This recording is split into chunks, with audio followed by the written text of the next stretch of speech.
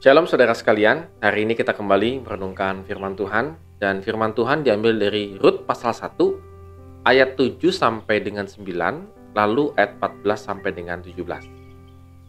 Maka berangkatlah ia dari tempat tinggalnya itu bersama-sama dengan kedua menantunya. Ketika mereka sedang di jalan untuk pulang ke tanah Yehuda, berkatalah Naomi kepada kedua menantunya, "Pergilah, pulanglah masing-masing ke rumah ibunya. Tuhan kiranya menunjukkan kasih-Nya kepadamu, seperti yang kamu tunjukkan kepada orang-orang yang telah mati itu dan kepadaku.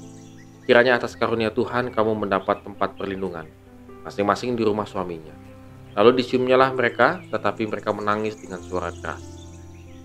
Menangis pula mereka dengan suara keras, lalu Orpa mencium mertuanya itu minta diri, tetapi Rut tetap berpaut padanya. Berkatalah Naomi, "Telah pulang iparmu kepada bangsanya dan kepada para allahnya. Pulanglah mengikuti iparmu itu." Tetapi kata Rut, "Janganlah mendesak aku meninggalkan engkau dan pulang dengan tidak mengikut engkau. Sebab kemana engkau pergi, ke situ jugalah aku pergi, dan di mana engkau bermalam, di situ jugalah aku bermalam. Bangsamulah bangsaku dan Allahmulah Allahku. Di mana engkau mati, aku pun mati di sana, dan di sanalah aku dikuburkan. Beginilah kiranya Tuhan menghukum aku, bahwa lebih lagi daripada itu, jikalau sesuatu apapun memisahkan aku dari engkau selain daripada maut."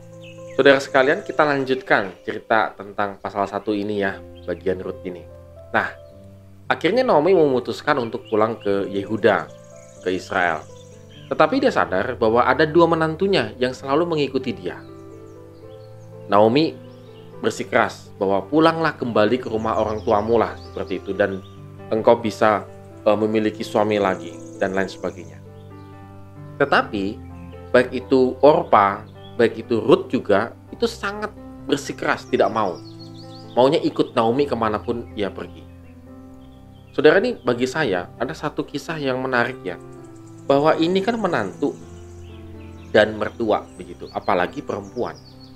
Kita tahu bahwa menantu perempuan dengan ibu mertua begitu ya, itu adalah sebuah kisah yang tidak akan pernah habis-habisnya dimakan usia. Baik itu berantemnya, baik itu sindir-sindirannya begitu ya. Saya sering kali mungkin dengar cerita anak mamahnya gitu ya, anak mamahnya anaknya sudah menikah, lalu mamahnya datang ke rumah anaknya itu, lalu dilihatnya anaknya agak kurusan. "Aduh, kamu nggak dipelihara sama istri kamu," gitu ya. Ngomongnya itu ya sambil di depan istrinya begitu ya. Waduh, itu udah luar biasa begitu ya. Lalu kemudian ya begitu ya saudara sekalian, ini dalam kebudayaan timur ya. Ibu mertua dengan menantu perempuan itu seperti perang Baratayuda begitu ya. Satu perang yang tidak akan pernah habis-habisnya. Bahkan sampai usia menua pun itu menjadi sindir-sindiran yang sangat tajam begitu ya. Tapi ini hebat Naomi. Orpa dan Rut bersikeras tidak mau pisah dengan Naomi. Gitu ya. Bahkan akhirnya Naomi itu menjelaskan bahwa apa yang aku alami di ayat yang ke-13 ya, tangan Tuhan teracung terhadap aku. Bahwa Tuhan itu sudah benar-benar menghukum aku. Jangan ikut-ikutin aku, begitu ya. Aku takutnya kamu nanti juga kena hukuman dari Tuhan. Tetapi Rut dan Orpa itu tidak hanya sekedar mencintai anaknya Naomi, Mahlon dan Kilion, tetapi juga sangat mencintai ibu mertua mereka, yaitu Naomi. Saudara, kita bisa petik nih pelajaran yang sangat baik sekali, bahwa memang jika ada satu relasi yang indah begini ya, wah itu bagi saya tuh luar biasa ya. Bagaimana akhirnya menantu perempuan dengan ibu mertua sudah seperti anak sendiri. Bagi Rut dan Orpa, Naomi itu seperti ibunya sendiri. Karena Naomi tadi mengatakan pulanglah ke ibumu begitu ya. Tapi mereka tidak mau. Tapi memang akhirnya realistis. Orpa sangat realistis bahwa tidak mungkin ikut Naomi menikah, punya anak, dan terus dia menikahi lagi anaknya, udah gak mungkin. Dia realistis. Akhirnya dia berpisah dan berpamit. Namun Rut ini berbeda sekali. Rut itu bukan sekedar mengasihi suaminya dan mengasihi Naomi, tapi jauh lebih dalam. Karena ternyata Rut melihat Allahnya dia dengan Yahweh, dengan Tuhannya bangsa Israel, itu tanda petik lah gitu ya, lebih hebat memang bukan tanda petik, sangat hebat begitu ya, daripada Allahnya yang dia sembah di Moab. Rut bukan sekedar mengalami satu keakraban di dalam, keharmonisan di dalam keluarga, tetapi lebih dalam lagi, imannya bertumbuh mengenal Tuhan yang hidup. Makanya dia mengatakan dengan sangat luar biasa di ayat yang tadi 16. Bangsamulah bangsaku, dan Allahmulah Allahku. Jadi Rut sudah memutuskan yang lebih dalam lagi, aku akan menjadi orang Israel. Bahkan aku sungguh-sungguh menganggap bahwa Tuhan, Yahweh itu adalah Tuhan. Aku akan membuang Allahku yang lain itu, lalu mengganti dengan Tuhan yang hidup. Bahkan lebih dalam lagi, ikatan Rut dengan Naomi adalah kalau engkau mati, aku mati. Tidak ada yang memisahkan. Ini seperti janji pernikahan.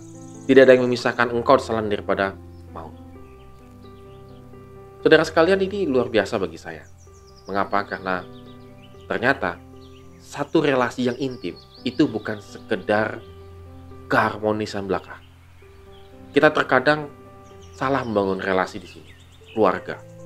Kita pikir dengan menyediakan segala sesuatunya, maka muncullah harmonis. Kita pikir hubungan anak, menantu, dan lain sebagainya, yang penting semuanya baik-baik, maka kita anggap itu harmonis. Begitu ada masalah begitu ya, meledak langsung hancur begitu. Tetapi kita belajar dari bagian ini adalah membangun satu relasi yang sangat harmonis dalam itu adalah ketika iman kita juga terbangun.